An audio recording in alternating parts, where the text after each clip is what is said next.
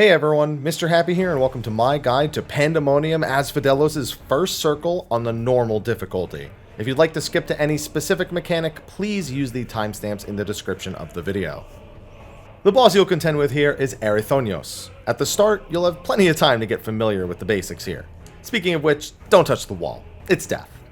Gaoler's Flail is the first mechanic you'll see, and this will have the boss pull out a chain and begin spinning it on either his left or right side.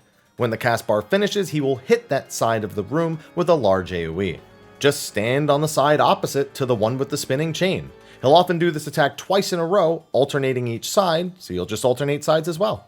More basics: Warder's Wrath is room-wide damage to mitigate and heal, of course, while Heavy Hand is a tank buster. Just keep an eye on these and respond accordingly. Aetherchain also has Pitiless Flail, a line AoE he'll aim at a player other than the current tank. If that player moves, the AoE will follow, so it's easier to just let everyone move away from you if you're the one selected. When the cast bar finishes, anyone hit will be knocked back. Knockback resist does work on this, but otherwise stand close to the boss so you don't get flung into the wall.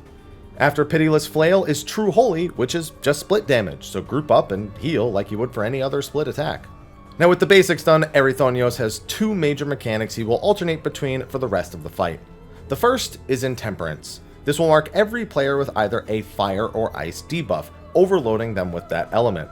The arena will also be split into 4 quadrants with a thick cross AoE between all of them.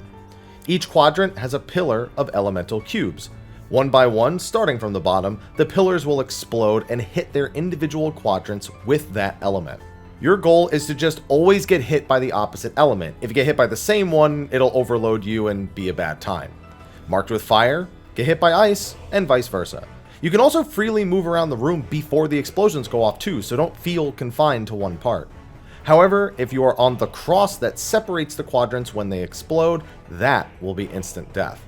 The second big mechanic is Shining Cells. This will do sizable damage to the entire party, while also reducing the size of the arena to a circle. That circle will then be divided into several sections. These sections are either light or fire aspected, and you can tell just by looking at the floor. Whenever the boss casts Aetherchain, his next ability, he will be surrounded by either fire or light orbs. When the spell finishes casting, all sections that are the same element as the orbs will explode and damage anyone inside of them. Simply put, stand on the section that's opposite of the boss's orb type. It can be the same element multiple times in a row too, mind you, so don't just keep reversing on a whim. Just look at the orbs. After a couple of Aetherchains, Aetherchain will instead use Aetherflail. This has the orbs from Aetherchain while also performing a Gaoler's Flail.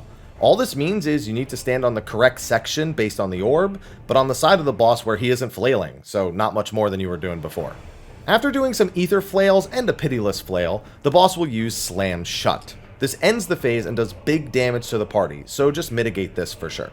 From this point on, the fight is just on repeat. The only real addition is a Gaoler's Flail during Intemperance's third element explosion. This is actually kind of a bait though. The flail will not go off until after Intemperance fully resolves, but it's designed to kind of get you to panic and attempt to swap quadrants early and then you get caught in between. Just do your element mechanic like normal, and then dodge the flail after this. There's plenty of time. From here on though, just keep repeating everything until Aetherchain is defeated, and you're all set. Thanks for watching this video. Be sure to like, favorite, subscribe, and share, and stay tuned. We have the rest of the normal mode guides on the way, and of course we got some savage guides coming when that comes out in a couple weeks. Anyway, I'll see you in the next video, and until then, take care.